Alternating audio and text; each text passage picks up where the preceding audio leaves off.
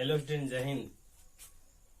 पिछले क्लास में आवर्त सारणी इलेक्ट्रॉन बंधुता पर समाप्त हुआ था।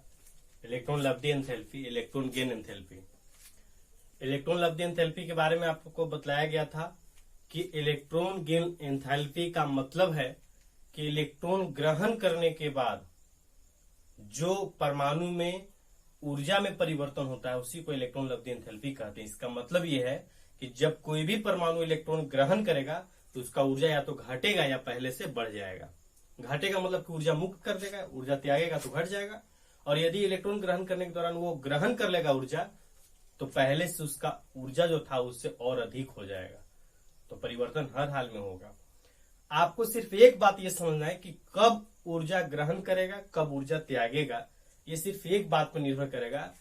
कोई भी चीज है, यदि हमको कोई भी चीज जरूरत वाला होता है, बहुत आवश्यकता वाला चीज होता है, तो हम लोग हर हाल में उसको पाने का प्रयास करते हैं।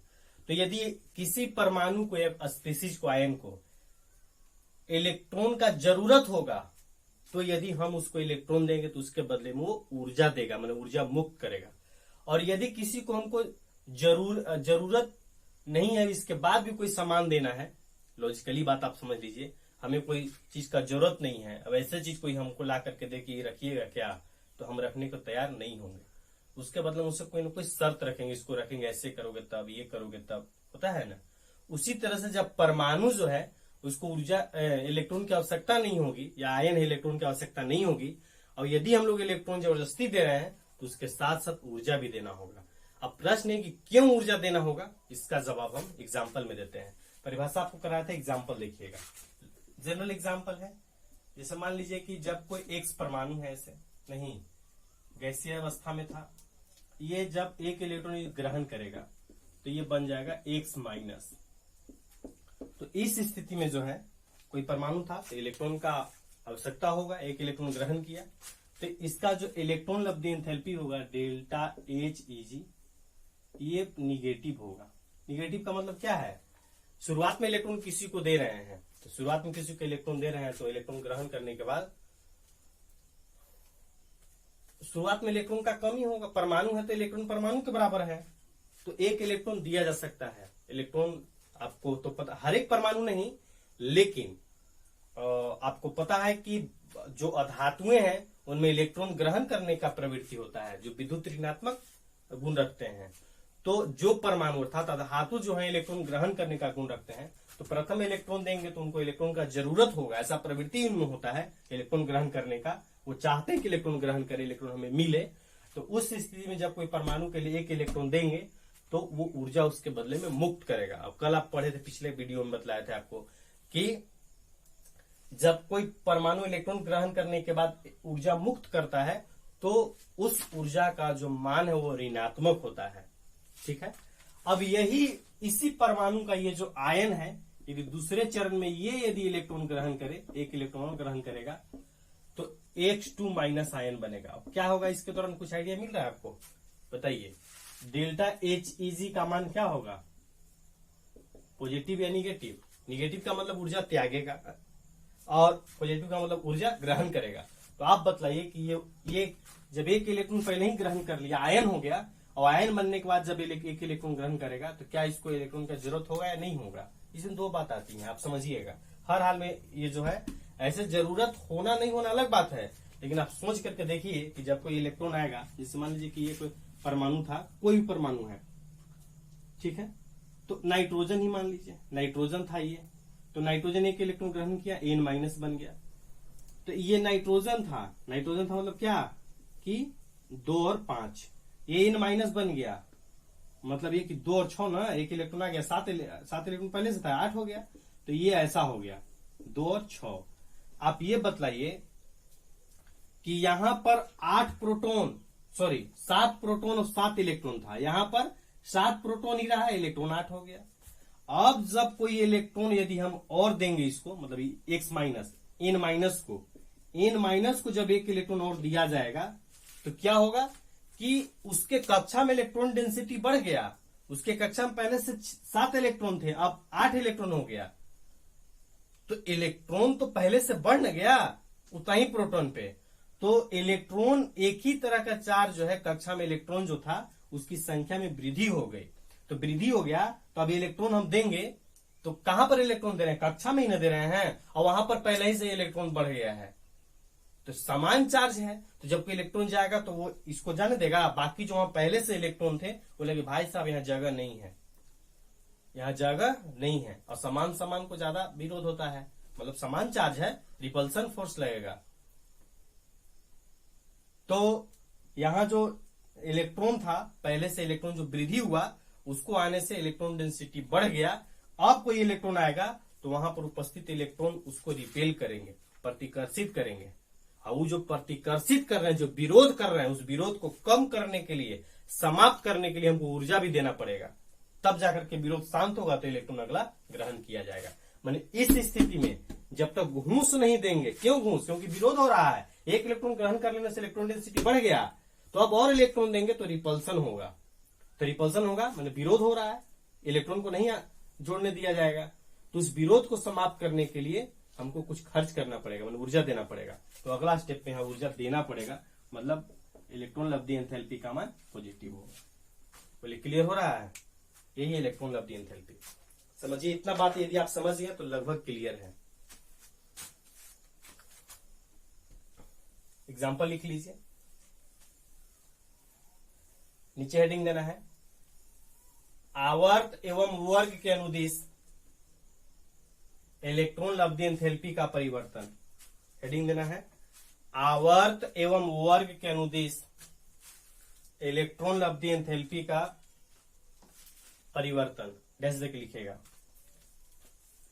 आवर्त के अनुदिश बाएं से दाएं जाने पर, आवर्त के अनुदिश बाएं से दाएं जाने पर इलेक्ट्रॉन लब्धि एंथैल्पी का ऋणात्मक मान, इलेक्ट्रॉन लब्धि एंथैल्पी का मान, इलेक्ट्रॉन लब्धि एंथैल्पी का ऋणात्मक मान बढ़ता है, क्योंकि मतलब ज्यादा ऊर्जा त्यागेगा, क्योंकि बाएं से दाएं जाने पर परमाणु के आकार में कमी होता है, परमाणु के आकार में कमी होता है। क्या कहा गया, जैसे जैसे आकार घटेगा, नहीं एक ही आकार का है, दूसरा इस आकार का परमाणु है, तो ये छोटा आकार का है तो यहां पर इलेक्ट्रॉन का आकर्षण अधिक न होगा, मैंने इलेक्ट्रॉन को यह आसानी से खींच लेगा। तो हम इलेक्ट्रॉन देंगे, छोटा आकार है मतलब कि इलेक्ट्रॉन आकर्षण अधिक है, आकर्षण अधिक मतलब इलेक्ट्रॉन को वहां ग्रहण करने के लिए पहले से ही तत्पर है, वो तो पहले से तत्पर है मतलब जरूरत है उसको, तो इलेक्ट्रॉन देंगे तो उसके बदले में ऊर्जा देगा। तो जितना छोटा आकार होगा इलेक्ट्रॉन पर आकर्षण उतना ही अधिक होगा, अर्थात उतना ही मन से इलेक्ट्रॉन ग्रहण करेगा, मतलब उसको आवश्यकता होगा, उसके बदले में ऊर्जा मुक्त करेगा। पैराग्राफ चेंज करके लिखेंगे, जबकि वर्ग में ऊपर से नीचे जाने पर, जबकि वर्ग में ऊपर से नीचे जाने पर, अब जैसे आकार जो है आकार बढ़ा नहीं,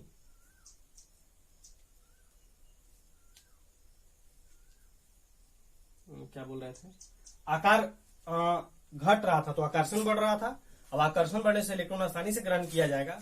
तो इसका मतलब क्या है कि आकार पर निर्भर कर रहा है, तो वर्ग में ऊपर से जाने पर क्या होता है, आकार बढ़ता है, तो इलेक्ट्रॉन लब्धि एंथैल्पी का मान घटेगा। लिखिएगा, जबकि वर्ग में ऊपर से नीचे जाने पर आकार में वृद्धि के कारण, आकार में वृद्धि के कारण इलेक्ट्रॉन लब्धि एंथैल्पी का ऋणात्मक मान घटता है, इलेक्ट्रॉन लब्धि एंथैल्पी का ऋणात्मक मान घटता है।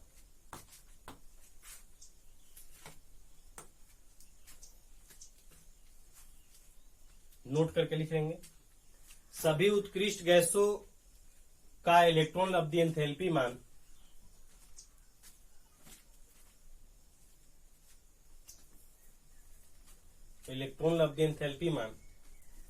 धनात्मक तथा उच्च होता है। मतलब किसी भी उत्कृष्ट गैस को इलेक्ट्रॉन देंगे तो कभी भी इलेक्ट्रॉन तो पहली बात को आसानी से ग्रहण नहीं करता है, क्यों, क्योंकि उसका ऑक्टेट पूरा है, तो उसको एकदम जरा सा भी इलेक्ट्रॉन का कोई जरूरत है ही नहीं। तो कोई जरूरत नहीं है तो क्यों इलेक्ट्रॉन लेगा, वो लेकर के हमको ऊर्जा देगा, जरूरत है ही नहीं तो ग्रहण नहीं करेगा। तो हमको जबरदस्ती ग्रहण कराना है, जबरदस्ती कराना है तो उसके बदले में कुछ न देना होगा। तो मतलब ये कि हमेशा देना पड़ेगा उत्कृष्ट गैस को, मतलब धनात्मक होगा। और कहा गया उच्च होगा, मतलब बहुत अधिक होता है, क्योंकि स्टेबल होता है, वो अस्थायी होता है इसलिए। चलिए एक नोट करके पॉइंट लिख लेना था। 2-3 क्वेश्चन करते हैं। लिखिए, निम्नलिखित स्पीसीजों को या परमाणुओं को इलेक्ट्रॉन लब्धि एंथैल्पी के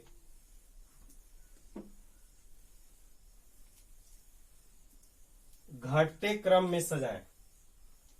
घटते क्रम में सजाएं। घटते क्रम मतलब क्या? कि सबसे ज्यादा किसका होगा वो लिखना है।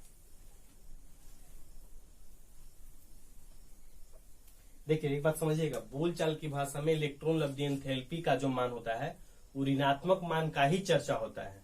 ये बात हमेशा ध्यान में रखना है। इलेक्ट्रॉन लब्धि एंथैल्पी का दोनों मान होता है, तो घटे कि बढ़ेगा हमेशा ऋणात्मक नहीं बोलेंगे तो चलेगा। ऐसे आपको समझना है कि उसी इलेक्ट्रॉन लब्धि एंथैल्पी का बात होता है जो परमाणु या आयन द्वारा त्यागा जाता है। ये बात का आपको ध्यान देना है। चलिए पहला, कार्बन फ्लोरीन ऑक्सीजन, हाँ सजाना है इसको। इलेक्ट्रॉन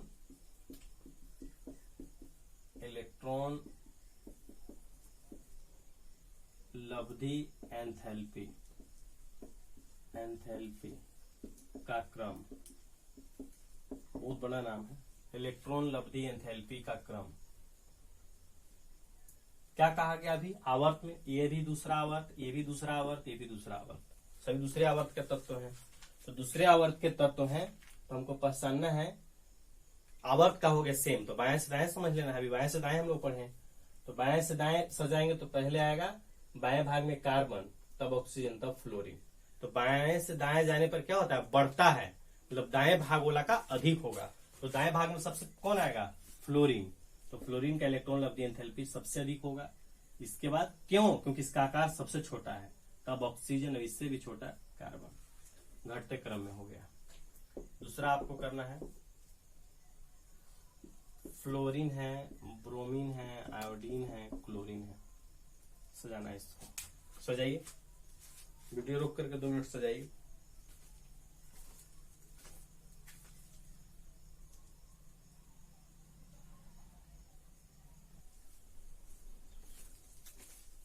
चलिए देखिएगा, सजाइएगा। ये समझ में आ रहा है आपको? आवर्त देखिएगा, दूसरा आवर्त, चौथा आवर्त, पांचवा आवर्त, तीसरा आवर्त, है ना सर? आवर्त अलग अलग, मतलब देखेंगे वर्ग मिला करके तो वर्ग एक ही है, एक ही वर्ग का है। तो वर्ग में ऊपर से नीचे हम लोग क्या पढ़े हैं? डायरेक्ट लिख रहे हैं डेल्टा एच एजी का क्रम, ऐसे लिख दिया शॉर्ट में। तो वर्ग में से ऊपर से नीचे जाने पर कहा गया कि इलेक्ट्रॉन लब्धि एंथैल्पी का ऋणात्मक मान घटता है। तो ऊपर से नीचे मतलब ये ऊपर लॉग सबसे अधिक होगा, तो फ्लोरीन का सबसे अधिक, तब क्लोरीन, तब आयोडीन, और सबसे ब्रोमीन, और सबसे कम आयोडीन का। क्यों? क्योंकि ऊपर से नीचे जाने पर घटता है, अभी हम लोग पढ़े। लेकिन ये क्रम ऐसा आपको लिखना है, वैसे फिर क्रॉस कर देना है। एक यहाँ अपवाद स्वरूप के नियम आता है। सही क्रम ये है कि क्लोरीन का अधिक होगा, तब फ्लोरीन, तब उन्हें उधर वैसे ही रहता है। ये जो है ये सही है। यहाँ क्या अंतर हो गया? फ्लोरीन का क्लोरीन से कम है, मतलब क्लोरीन का अधिक है। क्यों? इसका कारण समझिएगा। इलेक्ट्रॉन लब्धि एंथैल्पी जो है यहाँ अपवाद स्वरूप है, लेकिन केमिस्ट्री में बहुत अपवाद है, और हर एक अपवाद का लगभग 90% अपवादों का कुछ न कुछ उसका कारण भी होता है। एक लाइन में नहीं कि अपवाद है याद कर लेना, ऐसा नहीं होता है। यहाँ इसलिए है कि फ्लोरीन का आकार बहुत छोटा होता है, मतलब दूसरा आवर्त तक ही उसका इलेक्ट्रॉन है। तो आकार छोटा होने के कारण 2p का, यहाँ 2p में इलेक्ट्रॉन रहता है, 1s2 है, यहाँ 2s2 है, और 2p5 है।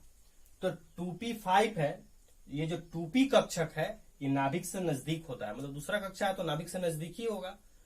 तो वहां पर नाभिक के नजदीक होने के कारण, ये आकार छोटा होने के कारण यहाँ इलेक्ट्रॉन डेंसिटी ज्यादा होता है। आकार छोटा होने से इलेक्ट्रॉन डेंसिटी अधिक होता है, इसीलिए इलेक्ट्रॉन इलेक्ट्रॉन प्रतिकर्षण बढ़ जाता है।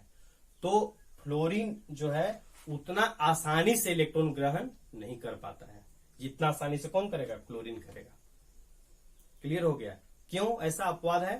अपवाद ऐसे याद रखना है कि अपवाद है तो है, लेकिन कारण भी याद रखना है कि आकार छोटा होने से इलेक्ट्रॉन डेंसिटी बढ़ जाता है, अर्थात इलेक्ट्रॉन इलेक्ट्रॉन के बीच में प्रतिकर्षण बढ़ जाता है, जिससे फ्लोरीन आसानी से इलेक्ट्रॉन ग्रहण नहीं कर पाता है। नीचे लिख भी सकते हैं इसको, ऐसा लिख करके और फिर नीचे लिखना है। नीचे लिखिएगा, फ्लोरीन की, एफ बोल रहा है, फ्लोरीन, दोनों नाम एक ही जैसा होता है, इसके बारे में बोल रहा है फ्लोरीन। फ्लोरीन की electron Labdhi enthalpy chlorine Cl से कम होती है। इसका कारण यह है कि फ्लोरीन का आकार छोटा होने के कारण टूपी कक्षक में उपस्थित इलेक्ट्रॉन के बीच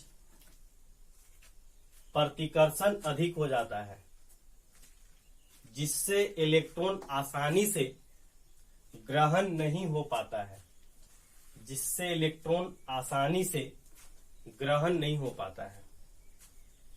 चलिए, हो गया, इलेक्ट्रॉन लब्धी एंथैल्पी कंप्लीट हो गया। अगला लास्ट गुण आपको हेडिंग देना है धातुई गुण। लास्ट हेडिंग देना है धातुई गुण। चलिए डैश देके लिखिएगा।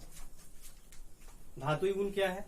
तो तत्वों को एक विशेष प्रॉपर्टीज के बेस पर, विशेष नियम के आधार पर धातु, अधातु और उपधातु में, विशेष गुण के आधार पर धातु, अधातु और उपधातु में वर्गीकृत किया गया है। कुछ समान गुण, एक तरह का निश्चित गुण जो प्रदर्शित करता है उनको धातु कह दिया गया है। जो उनका सीधा अपोजिट गुण प्रदर्शित करता है उसको अधातु कहा गया है। और कुछ ऐसे तत्व हैं जो दोनों के मध्यवर्ती गुण प्रदर्शित करते हैं, इनको उपधातु कहा गया है। धातु जो है, आधुनिक आवर्त सारणी जो है उसमें इनका स्थान लगभग ऐसे बाएं तरफ है, बाएं तरफ और मध्य भाग। बाएं तरफ मतलब वर्ग 1, 2 और मध्य भाग मतलब डी ब्लॉक, वहां तक धातु है। उसके आगे उपधातु है, फिर इसके बाद दाएं भाग में अधातु है। यही आवर्त सारणी में इनका स्थान है लगभग। फिर हम लोग पढ़ेंगे कैसे घटता बढ़ता है। तो धातुई गुण जो है आवर्त में जब बोल ही दिए, इधर वाला सबसे अधिक धातुई गुण रखता है, जो वर्ग पहला है, दूसरा उससे कम, तीसरा उससे कम। जैसे से आगे जाते धातुई गुण घटते जाता है, धातुई गुण घटते जा रहा है। जब बीच में आएंगे मध्यवर्ती के जस्ट आगे, तो ऐसा तत्व मिलेगा जिसमें धातु वाला गुण भी होगा, वो उपधातु वाला भी। मतलब ऐसे समझना है, ऐसा आपको समझना है कि धातुई गुण घटता है, इसका मतलब कि अधातुई गुण बढ़ रहा है। तो एक समय दोनों बराबर, जैसे ही धातुई गुण है अधिक है, अभी अधातु है, तो ये अगर ऊपर है इसका मतलब कि धातुई गुण बहुत अधिक है, तो ये अधातुई गुण बहुत कम होगा। और यदि घटने लगा तो समझना कि बढ़ रहा है। एक समय ऐसा आएगा ना कि दोनों गुण बराबर हो जाए, तो बराबर जिसमें होगा वो क्या कहलाएगा, उपधातु। और फिर ऐसे जाने लगा मतलब अधातु गुण बढ़ने लगा, तो धातुई गुण अपने आप घटने लगता है। एक दूसरे का रेसिप्रोकल होता है, ध्यान रखना है आपको। तो धातुई गुण जो है वो बाएं से दाएं जाएंगे तो धातुई गुण घटेगा, और वर्ग से ऊपर से नीचे जाएंगे तो बढ़े, तो क्या होगा, बढ़ेगा। चलिए लिख लीजिए जल्दी से, छोटा सा टॉपिक है, 2 मिनट का। लिखिएगा, तत्वों को उनके विशिष्ट गुणों के आधार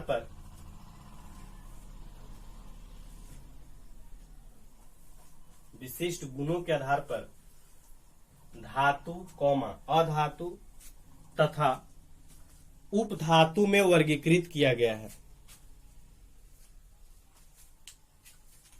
उपधातु में वर्गीकृत किया गया है।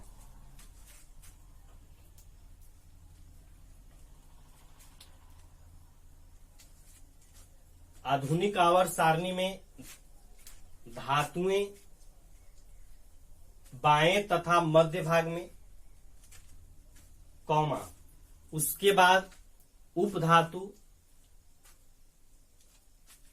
और अंत में दाएं तरफ अधातुएं उपस्थित हैं। Paragraph change.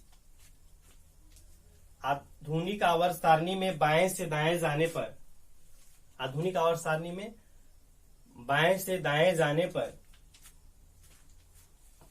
धातुई गुण घटता है, जबकि वर्ग में ऊपर से नीचे जाने पर धातुई गुण बढ़ता है। चलिए, इसमें और कोई विशेष नियम वगैरह नहीं है, कंप्लीट हो गया ये। इस तरह से आधुनिक आवर्त सारणी जो चैप्टर हम लोग को पढ़ना था वो कंप्लीट हो गया है। लास्ट में जो गुण पढ़े हैं उसको हम ऐसे थोड़ा बहुत ध्यान रखने के लिए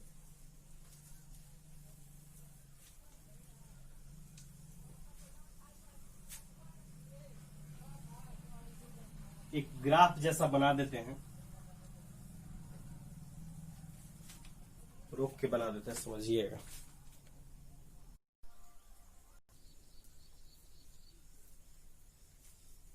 चलिए देखिए, ये सब गुण के बारे में हम लोग पढ़े हैं। परमाणुक त्रिज्या है, आयनन ऊर्जा है, विद्युत ऋणात्मकता, इलेक्ट्रॉन लब्धि, एंथैल्पी है, धातुई गुण है। ये गुण पढ़े हम लोग। ये इधर आवर्त में लिखा हुआ, आवर्त इधर है, मतलब बाएं से दाएं, वर्ग ऊपर से नीचे हम लोग पढ़ते हैं। तो परमाणुक त्रिज्या जब आवर्त में बाएं से दाएं जाएंगे तो घटेगा। आयनन ऊर्जा आवर्त में बाएं से दाएं जाएंगे तो बढ़ेगा। वर्ग में क्या होगा, वर्ग है, परमाणुक त्रिज्या वर्ग में नीचे जाएंगे तो परमाणुक त्रिज्या बढ़ेगा। आयनन ऊर्जा वर्ग में नीचे जाएंगे घटेगा। जो हम लोग पढ़े हैं वहां उसी को, ये ऐसे ही ग्राफिकल निरूपण है, आपको समझ में आएगा। लास्ट था, बता दिए। आवर्त सारणी कंप्लीट हो गया। आवर्त सारणी 11th का चैप्टर था, लेकिन बहुत यूज जो है पी ब्लॉक में होता है, अभी तुरंत हम लोग शुरू करेंगे, तो इसीलिए आपको ये रोक करके हम लोग रखते हैं कि वहां पर अगर पढ़ेंगे डायरेक्ट तो ज्यादा ठीक रहेगा। चलिए, ये कंप्लीट हो गया। पी ब्लॉक शुरू करते हैं। आप कॉपी में हेडिंग देंगे,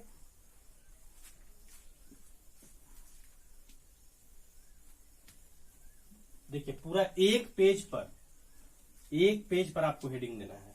बताते हैं कैसे।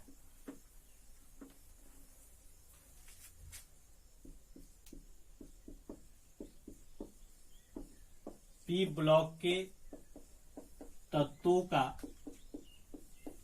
अध्ययन, ये पूरा आपको ऐसे तिरछे जैसे हम लिखे हैं ना बोर्ड पर, वैसे ही आपको लिखना है। एक पेज में लिख देना आपको, अच्छे से डिजाइनिंग करके, ठीक है। पूरा एक पेज में लिख देना है, ये नहीं कि पेज के ऊपर में हेडिंग नहीं देना है, पूरा पेज पर ही ऐसे लिख देना है, ठीक है। ऐसे जैसा हम लिखे हैं वैसे ही, इसमें डिजाइनिंग कर सकते हैं, मतलब सुंदर लिखना है। सुंदर तो इससे ज्यादा संभव नहीं है तुम लोग से, लेकिन प्रयास करना है। ये भी काफी सुंदर हम लिख दिए हैं। तो ये एक पेज में पूरा लिख देना है, और इसके बाद आपको अगले पेज पर इतना लिख लेना है, और फिर अगले पेज पर देखिए क्या हेडिंग देना है। अगले पेज पर अब ऊपर में हेडिंग देंगे ऐसे। देखिए पी ब्लॉक जो है ना, तो पी ब्लॉक में आप देखें कितना वर्ग आता है। वर्ग 13, 14, 15, 16, 17, 18, 6 वर्ग आता है। तो हम लोग को यहाँ 15 से लेकर के और 18 तक पढ़ना है। वर्ग 15 के तत्वों के बारे में, 16 के तत्वों के बारे में, 17 के बारे में, 18 के बारे में। पी ब्लॉक मतलब ये कि पी ब्लॉक एक यूनिट है, इसमें फिर चैप्टर आता है। एनसीईआरटी में एक ही है, भारतीय भवन में अलग अलग सब चैप्टर है, अलग अलग ही हम लोग पढ़ेंगे। हेडिंग देना है अगले पेज पर, वर्ग 15 के तत्वों का अध्ययन। वर्ग 15 के तत्वों का अध्ययन, हेडिंग देना है। पहला चैप्टर यही है। परिचय लिख करके 10 देंगे।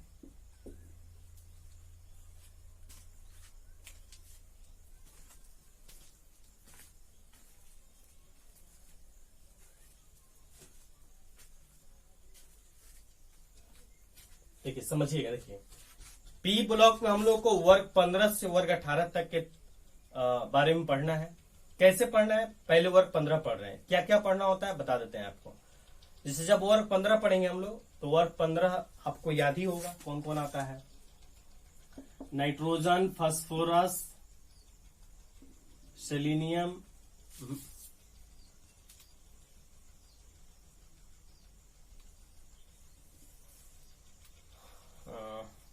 एक याद नहीं आ रहा है, याद आ जाएगा। एंटीमनी, एसबी और बिस्मथ, ये आता है। नहीं, नाइट्रोजन, फास्फोरस, सेलेनियम से पहले आर्सेनिक आता है, ये arsenic, nitrogen, phosphorus, arsenic, antimony और बिस्मथ, यही है वर्ग 15 के तत्व।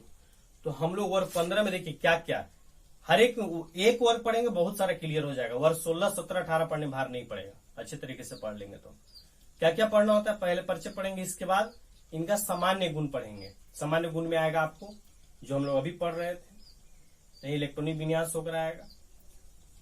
फिर इसका भौतिक गुण पढ़ेंगे, ये तत्व कैसा होता है, देखने में कैसा, स्मेल कैसा है। फिर इसका रासायनिक गुण पढ़ेंगे। रासायनिक गुण मतलब ये कि किससे भी क्रिया करके क्या बनाएगा।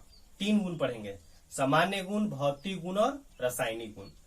सामान्य गुण में अभी जो आया था कि इस वर्ग में विद्युत ऋणात्मकता किसका कितना होता है, वर्ग में नहीं जाएंगे तो बढ़ेगा घटेगा, ये सब सामान्य गुण में। फिर भौतिक गुण आएगा, कौन कैसा होता है, और फिर आएगा रासायनिक गुण, किससे भी क्रिया करके क्या बनाता है। और इसके बाद फिर हम लोग पढ़ेंगे जो प्रमुख, इसमें प्रमुख मतलब समझिए ऊपर में 2 तत्वों का, सब वर्ग में ऊपर में 2 नाइट्रोजन फास्फोरस है, तो इनके प्रमुख यौगिकों के बारे में पढ़ेंगे। नाइट्रोजन का प्रमुख यौगिक है खुद nitrogen N2 gas, nitrogen gas. इसके बाद अमोनिया NH3, ये इंपोर्टेंट है, तो उसके बारे में पढ़ेंगे कि वो पदार्थ कैसे बनाया जाता है, क्या गुण होता है उसका, क्या उपयोग है। मतलब ये कि 3 टॉपिक हो गया इधर, तत्वों के सामान्य गुण, भौतिक गुण, रासायनिक गुण, और उसके बाद उस वर्ग के प्रथम 2 तत्वों के प्रमुख यौगिकों के बारे में पूरा हिस्ट्री, कैसे बनेगा, क्या गुण होता है, क्या उपयोग है। चलिए परिचय में 10 देख लिखेंगे। वर्ग 15 में नाइट्रोजन, फास्फोरस, आर्सेनिक, एंटीमनी तथा बिस्मथ तत्व आते हैं।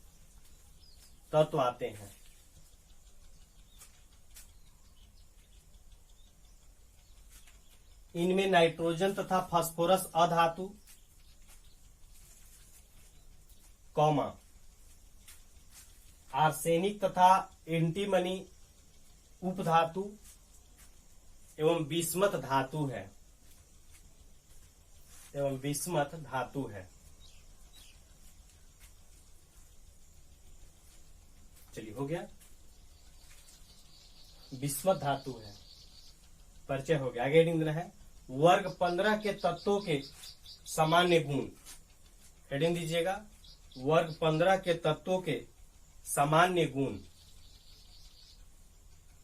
वर्ग 15 के तत्वों के सामान्य गुण।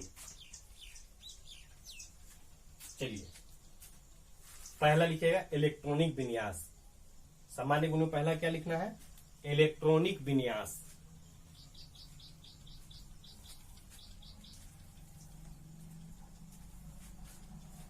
जैसे कि लिखिएगा वर्ग 15 के तत्वों के बाय इलेक्ट्रॉनिक विन्यास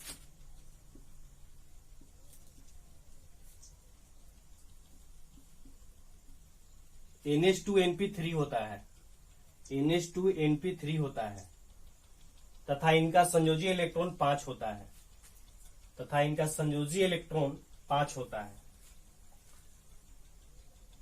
क्या कहा गया, 7, 15, 31 और ये तो 83 होता है, ये होगा एंटीमनी, फिर 16 और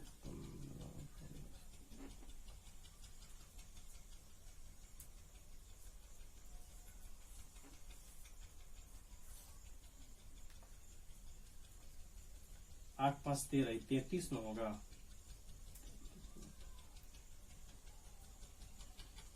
51 होगा, 51। चलिए ये परमाणु संख्या हो गया। इलेक्ट्रॉनिक विन्यास के बारे में क्या कहा गया कि इनका बाह्य इलेक्ट्रॉन, किसी का भी लिखेंगे, इसका 1s2, 2s2, 2p3। देखिए NS, N दोनों में N था, बाह्य इलेक्ट्रॉन में NS मतलब जिस कक्षा के S में 2 इलेक्ट्रॉन होगा उसी कक्षा के P में 3 इलेक्ट्रॉन होगा, 2, 3। आगे लिखेंगे तो 1s2, 2s2, 2p6, 3s2 3p3। तो तीसरा एस में 2 तो तीसरा पी में 3, सब में ऐसे ही आएगा। आपका होमवर्क है पूरा इलेक्ट्रॉनिक विन्यास सबका लिख लेना है। ध्यान रखना है कि इलेक्ट्रॉनिक विन्यास देख करके लिखिएगा तो सीख लीजिएगा। क्लास खुलते समय यदि खुलते खुलते वर्ष 16-17 अगर हमको पढ़ाना हो जाए तो ऐसे देख करके नीचे उतारेगा, जिसको नहीं लिखाया फिर आप समझ ही रहे हैं। चलिए ये लिखिएगा, मैंने इलेक्ट्रॉनिक विन्यास आपको अच्छे तरीके से सीख लेना है। क्या कर सकते हैं, तो धमकी तो कम से कम दे ही ना सकते हैं, कुछ कर तो सकते नहीं है अभी, तो धमकी तो बनता है। चलिए बाकी अगले क्लास में पढ़ते हैं।